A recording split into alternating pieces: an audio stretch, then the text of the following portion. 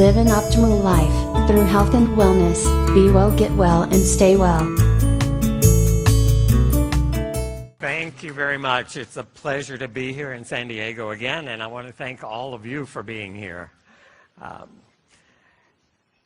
don't know who that handsome dude is there from the sort of a George Hamilton skin tone going on. By the way, I was the best man. There was a groom on the other side of, but I photoshopped him right out of the picture.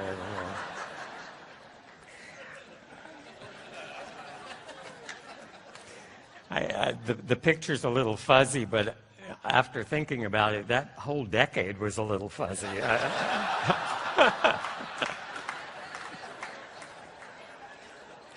I have a couple of things to talk to you about today. And they're kind of related themes. They're both about staying tuned. And the first part of this was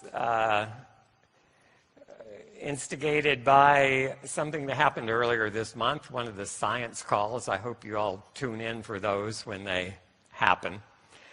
The one that happened earlier this month was two distributors, Skip Campbell and Dondi Nettles, emceed by Ben Seaman. And when I listened to that call, I was just absolutely struck by how well done it was. If you haven't heard it, I urge you to go to the website and listen to it. What they presented was firsthand, very personal views of what makes Protandim different and how each of you can go about using that information to get that message across to the people with whom you speak. It emphasized very, very strongly the value and the uniqueness of our peer-reviewed science. And several things came to light and really struck me during that presentation. And I thought, again, at the risk of being redundant, I didn't want to take anything away from the excellent job they did. One limitation was that it was an audio presentation, so they couldn't use visual aids. And I'm going to just reemphasize some of the things that Skip and Don covered with a little bit of visual enhancement for you. And I hope you take this right to heart and use it, because there's some very powerful tools available to you. And I want to make sure that you understand exactly what they mean and exactly what you can do with them. So the first part of this is stay tuned to LifeVantage. Stay tuned to this company. Why is that so important with this particular product? This product is different from many other products that are sold similarly. One of the earliest MLM products was from Tupperware. And you can pick up a Tupperware bowl with a snap-on lid, and it doesn't take you long to realize exactly what that is, how it works, and what it may mean in your life. And Tupperware literally changed the way most all of us do things. It was a really useful product, but one that's very easy to get your arms around. Protandim, on the other hand, is at the other end of the spectrum. It's a complicated product. If you haven't already figured that out, you will soon. And it's also a product that is not self-evident at the beginning. 5 years ago, my view of what Protandim is, what it does, was very different from my view today. In fact, my view today is very different from my view last week. And I'll point out how that changed. This is a changing canvas, and it's going to take some work on your part to keep up, just as it takes a lot of work on my part to keep up. So that's why staying tuned to the new information that comes to light is so important with this product in particular. The question that was raised in the science call was, what distinguishes Protandim from other products? And you've already heard this today from a couple of speakers, and it's worth reiterating and re-emphasizing. one of the major distinguishing features of Protandim is the peer-reviewed published science. And, you know, I have grown up literally for the past 40 years of my life dealing with the peer review process. And so to me, it's second nature. I don't even think about what those two words mean. But about a month ago, maybe 6 weeks ago, I got an email from Ben Seaman. And he said, someone asked me, what does peer-reviewed really mean? And he wanted me to just explain it to him. And I sent him an email that had this text, and I don't expect you to read all that, too many words. That's more for me. But I explained in detail what those two words, peer-reviewed, really means.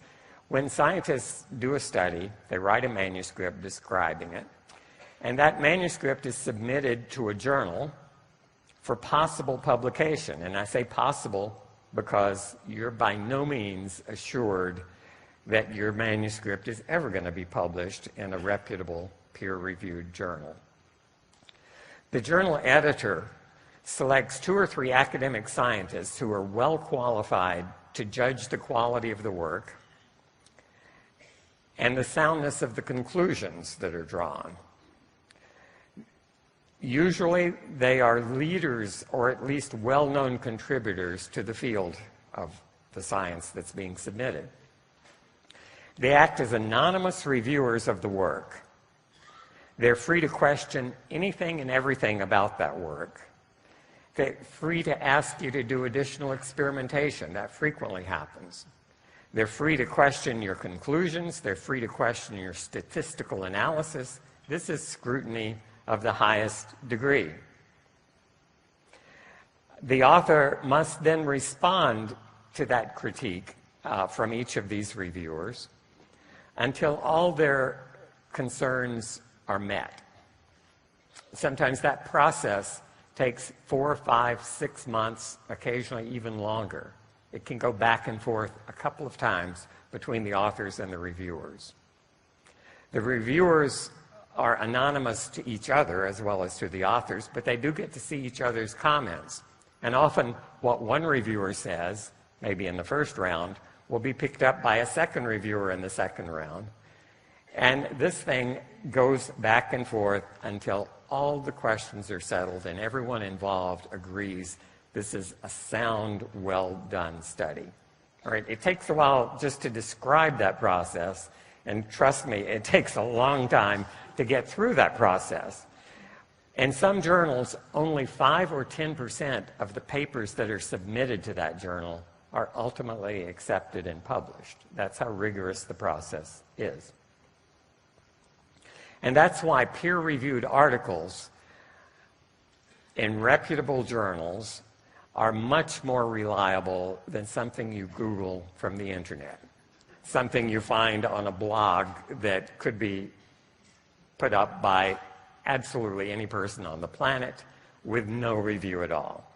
That's why peer-reviewed articles are more reliable, more informative, and more dependable than what a company may publish itself on its own website. There's no peer review there. A company can say virtually anything unless it flagrantly violates a law, and then it might be taken off. Right? So peer-reviewed published papers really mean a lot. One of your most powerful tools and your single most informative resource is PubMed.gov. And again, this was talked about by Dundee Nettles extensively, how he uses this tool. And I would really like for all of you to get familiar with this. There are 10 characters to type in, PubMed.gov. All right? You type that in your browser, and what comes up is a screen that looks like this. It's just like a Google search. The difference is this is not searching everything that anybody and his neighbor has posted on the internet. This is searching the peer-reviewed, published biomedical literature, not just from this nation, but from the entire planet. Every journal that meets the qualifications that conducts peer-reviewed publication of biomedical research is included in this database that's run by the National Library of Medicine of the United States of America. PubMed.gov is your tax dollars at work, and it's probably one of the most efficient and useful uses of your tax dollars. There are many, but this is up there. And it's an outstanding contribution of this country to the well-being of the entire planet, right? It works just like Google. So if you go bring up PubMed and you type in the search field something like Protandim, and you hit enter, what you see is all of the publications specifically discussing Protandim in the published peer-reviewed biomedical literature. And you might expect there would be hundreds because you may not have a feel for how this thing works. 6 is a very substantial number for where we are and how long we've been at this. Let me tell you, if you had done this search 1 year ago, there were 3. Right? So in the last year, this has doubled. There's a 7th waiting in the wings, and I hope soon you'll see a 7th paper there. These are independently funded for the most part. The first couple were funded by the company, and everything after that has been independent. Funded by private agencies such as Parent Project Muscular Dystrophy, such as the American Heart Association, and from federal funding, such as the National Institutes of Health. If you click on any one of those publications, what you see is the entire abstract, right? And if you see the icon in the upper right of this screen, it says free full text PDF file, a reprint format of this paper. Again, that icon always appears if the research was funded, at least in part, by federal money. That is, your tax dollars also supported, in some part, this study on the effect of Protandim on Duchenne muscular dystrophy.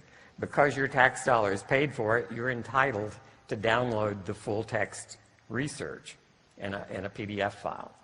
And all 6 of the papers shown here have those downloadable PDF files available. If you go back to the initial screen and you type in, let's say, oxidative stress, you would find 81,000 hits. All right, that's a lot of research on oxidative stress. Protandim is aimed at reducing oxidative stress, but you can search more focused on the term Protandim or more broadly on the term oxidative stress. If you type in oxidative stress and any medical condition that comes to your mind, you'll get, again, a number of hits. If you in this case, oxidative stress and dialysis, which is a procedure that people undergo when they're in kidney failure, you find an amazing 1,113 publications on oxidative stress and dialysis. You can focus even more tightly, if you want to, by searching a topic with Nrf2. Again, Protandim, and for newcomers in the audience, I'll explain what Nrf2 is and what Protandim does to it in just a moment. But here, if you do a search of cancer and Nrf2, that is, what do Nrf2 activating agents do to cancer in various studies, 475 papers already, and this is rapidly expanding. I typed this in to make this screen capture a few days ago, and looking down the first few hits, the hits are arranged by the most recent. So what you see here is a paper that may have just been published within the last few days. And so this number is changing continuously. You see the most recent stuff first. And as I was looking at the results of this hit, I noticed one paper that really changed an important way that I have viewed Protandim vis-a-vis cancer.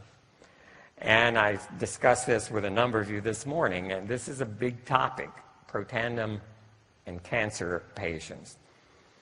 And this paper looks at not Protandim, but curcumin, one of our ingredients. And curcumin in and of itself is a Nrf2 activator. Protandim is greatly amplified. It works better than curcumin because we've got the synergy of the 5. But the mechanism is the same. Curcumin activates Nrf2. Protandim activates Nrf2 more strongly. And just look at the title of this paper, and I think this can speak to you. It's a little obtuse maybe, but you can look at that title and figure it out. Curcumin, the golden spice from Indian saffron. The researcher here is Dr. Agarwal from India, and he has a particular affinity, I think, for Ayurvedic medicine, for traditional medicine from India. He's at Baylor Medical Center in Houston, Texas, well known in the field of Nrf2 activators. So curcumin is a chemosensitizer and radiosensitizer for tumors. What does that mean? Tumors are treated with chemotherapy and with radiation.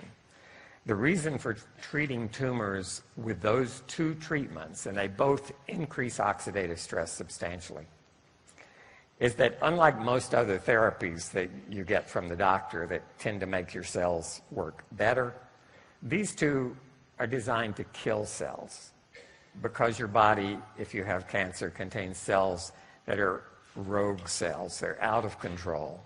They're multiplying, trying to overtake your body. And a concern has been, because chemotherapy and radiotherapy both increase oxidative stress in an attempt to kill cancer cells, there's been a controversy for a number of years. Is antioxidant therapy a good idea here? Because you may actually protect the cells that you want to kill.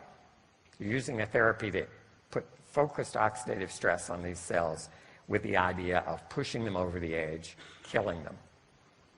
And therefore, I have recommended to everyone who's asked me for the last 5 years, should I take Protandim if I've got a cancer diagnosis, I'm about to undergo chemotherapy or radiation therapy? And my conservative response has been, because this is controversial, some scientists argue, don't do it because you may protect the cancer. Others have said, do it because you may protect the other tissues more than you protect the cancer. We didn't really have a definitive answer.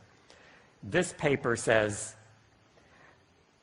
activating Nrf2 actually sensitizes the tumors to radiation and to chemo. So it's going to have a bigger effect.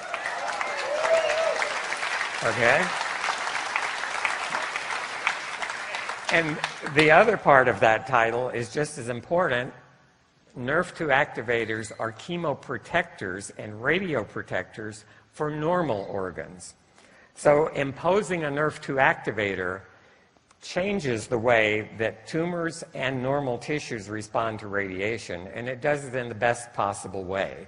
It makes the radiation more effective at eliminating the tumor and less effective at causing damage to the rest of your body that really needs to survive. Right. So again, what's my point here? This is a changing scenario. Every week, I do these searches myself. I look at the most recent new papers that have just hit the press, and this is the kind of thing I learn. And it changes the way I view Protandim. I said what I say today about it is very different from what I said 4 or 5 years ago, and this is precisely the reason.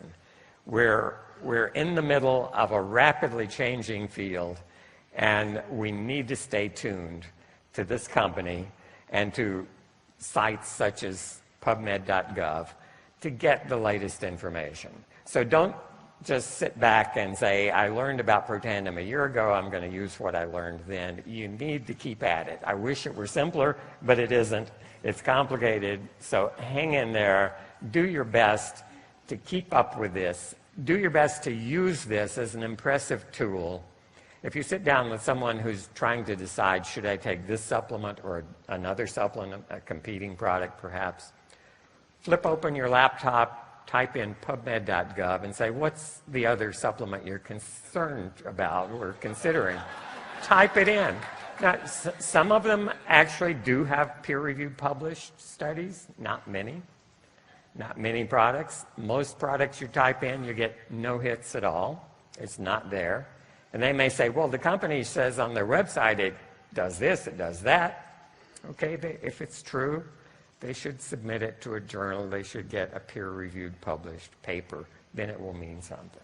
All right, so use these tools. They are very, very powerful. The second part of this, my stay tuned theme, is stay tuned with Protandim. And I'm using a slightly different definition of tuned in this case, but I think it works well. And I'm going to interject one slide here. I know there are a lot of new people in the audience who haven't heard me talk before. It's always a dilemma because I know there are new people. Should I go back to square one and use this time to reiterate what Protandim is, how it works? And my concern is there's a lot of new stuff I want to talk to you about. And so there's a dilemma. Do I try to bring everyone up to speed? Maybe the best solution, if you're new, look at the website, look at some of the previous presentations that may start at square one and fill you in. But for those of you who are new to this group, let me explain what Protandim is and what it does.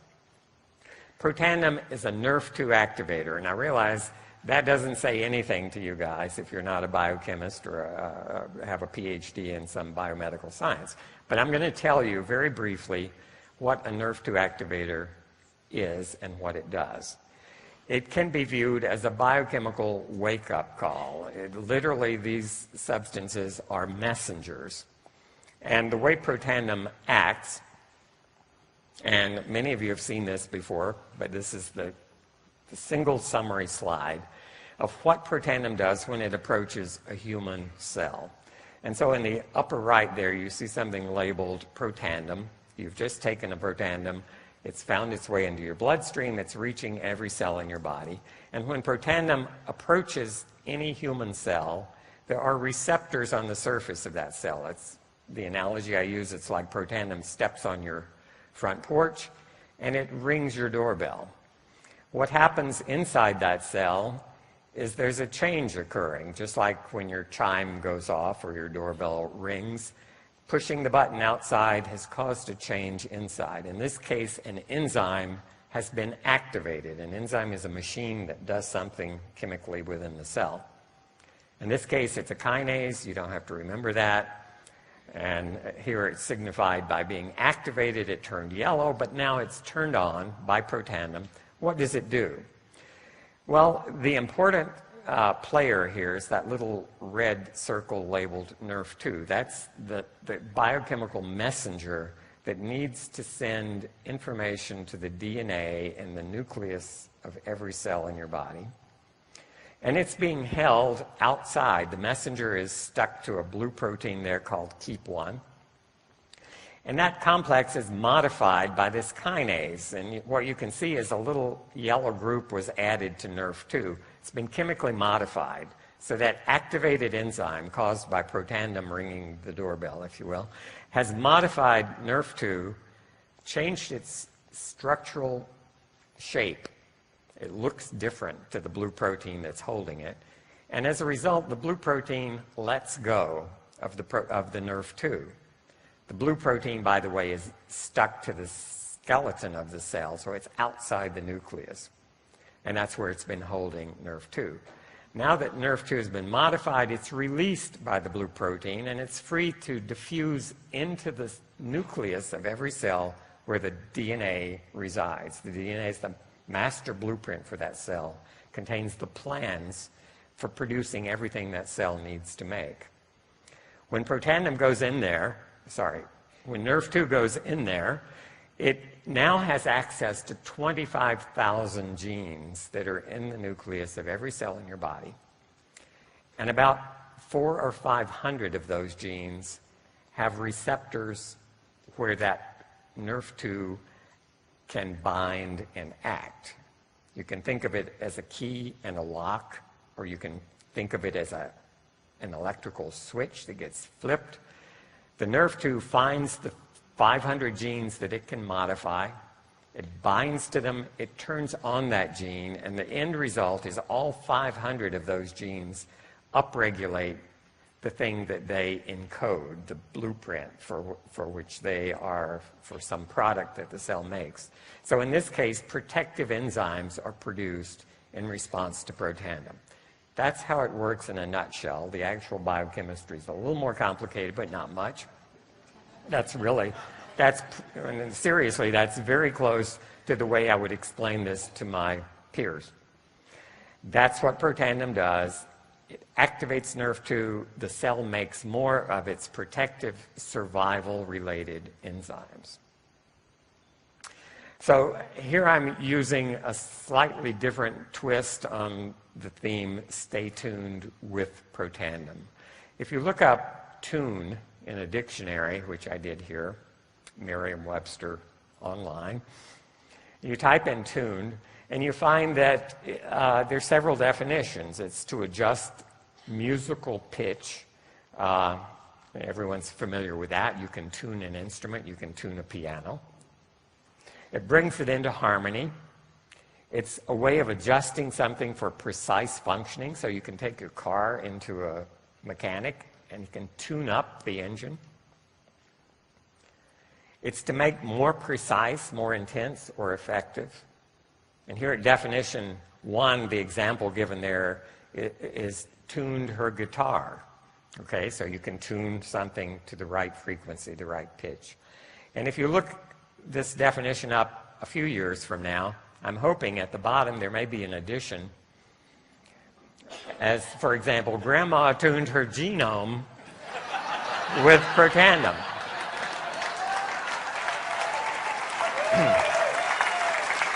All right. Well, how is that going to work? Let me expand a little bit. A piano keyboard has 88 notes on it, and each note, you probably don't think about this even if you play a piano, but each note has an assigned frequency. You hit that note, you hear a tone that is a very precise frequency. Those are the actual frequencies for all 88 of those. They are defined. And if that key is not on that particular frequency, we would say that piano is out of tune, right? So let's suppose that in 1947, Grandma bought a brand new piano, and this is one chord from that keyboard, from the chord below middle C, so it's from low C to mid C, 13 notes. Each of them has a defined frequency, and when that piano was delivered to Grandma, every one of those 13 keys was right on, or very close to, the defined frequency for each of those notes. And as happens with pianos, let's assume that for whatever reasons, Grandma's piano spent 50 years in the attic. And maybe the grandchildren discover it, bring it down, dust it off, and check it out. Well, after 50 years in the attic, things had changed. And if you hit those 13 keys now, you'll find that they're not on the precise frequency. The piano is out of tune and needs to be brought back into tune. It needs to be tuned up by a guy who knows what he's doing. He will bring tuning forks. He will listen very carefully, adjust each of those keys until it's back where it should be. And the same thing happened to Grandma, by the way, in those 50 years. If you look at her genome, and instead of 88 keys, we're looking at 25,000 keys in the genome, where each key is one gene. And to be properly functioning, if we looked at Grandma's genome when she was 20 years old, no oxidative stress to speak of, those genes would have been in tune. These are the 400 genes, and this is real data from my laboratory, from human cells, 400 genes that respond most to Protandim being added to the culture medium. And the height of, there are 400 little bars here, and you can't see them individually, but the height of each one tells you how frequently that gene is being expressed, how often that blueprint is being called out of the nucleus of that cell and functionally translated into the product for which that blueprint encodes. This is the way those 400 genes are expressed when oxidative stress is low. So we could call this a properly tuned genome. Because you can't see the individual genes when there are that many, I've taken a little area in the center part of this randomly in that red box, which is about 63 genes, and we're going to look at that a little more closely. They're now spread out. You can see them individually. The name of each gene is on the bottom of the axis, and they don't mean much to you, and some of them don't mean much to me. Some of them, in fact, are of unknown function. We know the gene is there. We know its sequence. We don't fully understand what that gene does. But in other cases, we know exactly what it does, what disease it may be involved in.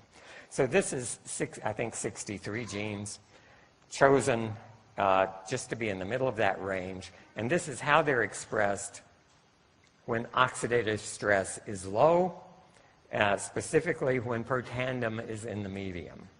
If we grow, and this is in a human cell line, if we grow these same cells without Protandim under conditions that have oxidative stress, what do you think it looks like? It looks like that. Okay? So that's equivalent to grandma's piano after 50 years in the attic. And the difference between that and this is Protandim. All right? It's a dramatic illustration.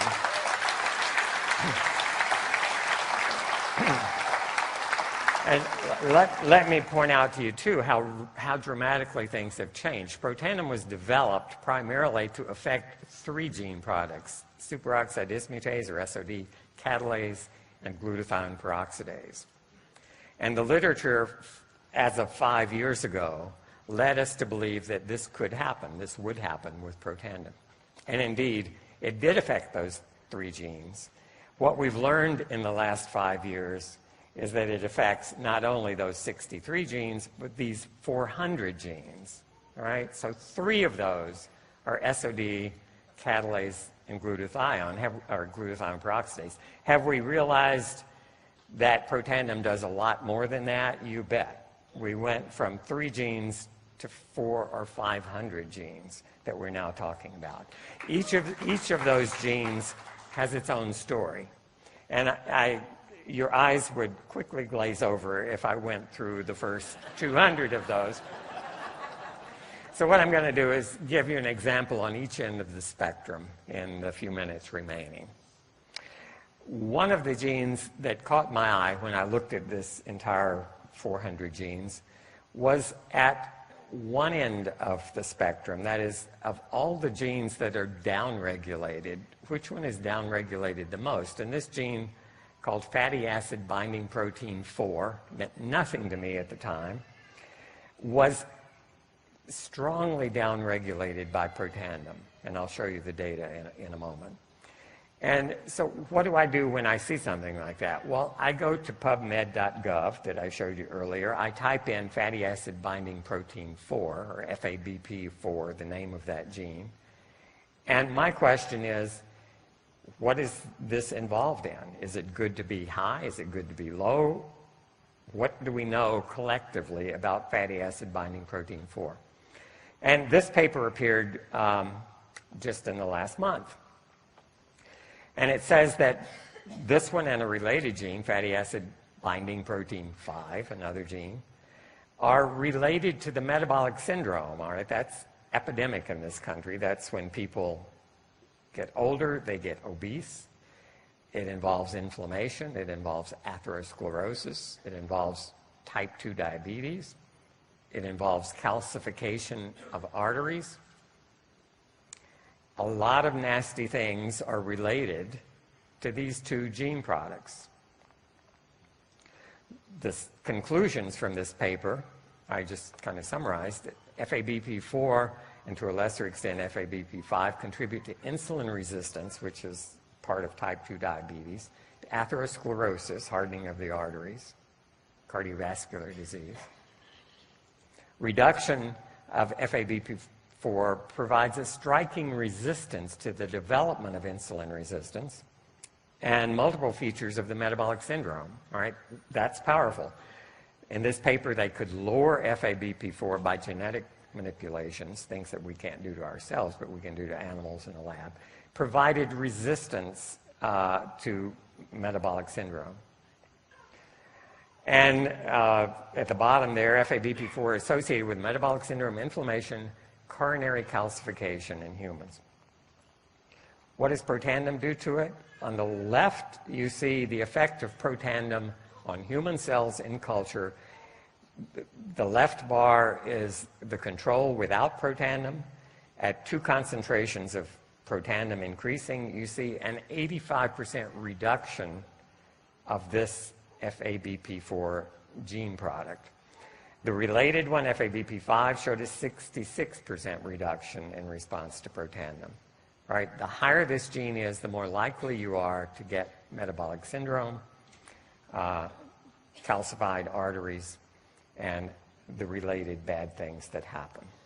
At the other end of the spectrum, another gene, and again, when I saw this one, this is one of the most potently upregulated genes by Protandim. The gene is named AKR1B10. That didn't mean anything to me, even though I'm a biochemist. It's a human aldoketo reductase, but I put it in PubMed to see what is this gene doing. Protandim strongly cranks it up. Is that a good thing or a bad thing? These 2 papers were published within the last year. Again, rapidly moving scenario. And look at this title. This gene, AKR1B10, promotes cell survival, sounds good, by regulating lipid synthesis and eliminating carbonyls. Well, you may not know what carbonyls are, but carbonyls are related to T-bars, which you have heard before, lipid peroxidation products. The conclusions of these 2 papers is that this gene responds to free radical damage, which results in formation of toxic lipid peroxidation products. So that broadly is T-bars. More specifically, it's talking about one of those products, 4-hydroxynonenal, 4-HNE, which may ultimately lead to cell death. These aldehydes damage the DNA. They can cause mutations. And this gene the gene product efficiently catalyzes the reduction of 4-HNE, protecting cells from toxic effects. What does Protandim do to this gene? The one on the left is the control.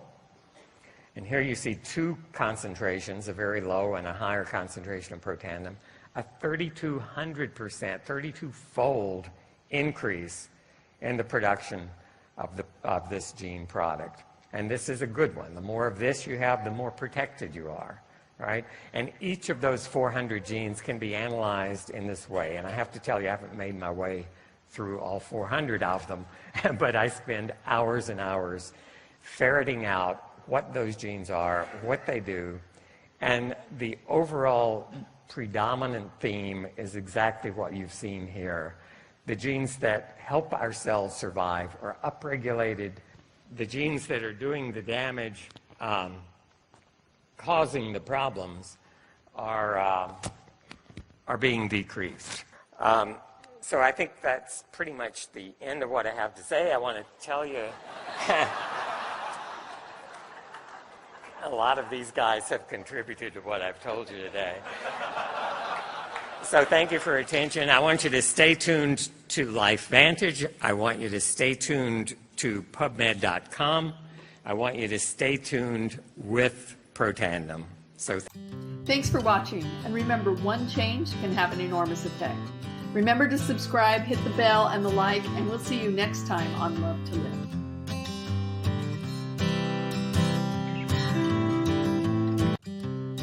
Thank you very much.